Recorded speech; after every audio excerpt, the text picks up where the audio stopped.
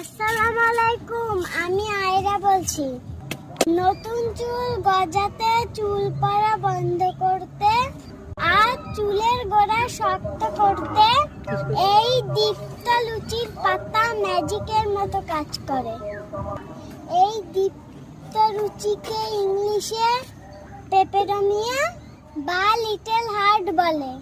যাদের চুল পড়ে, যাদের নতুন চুল গজায় না, তারা এটার রস ব্যবহার করে দেখতে পারেন।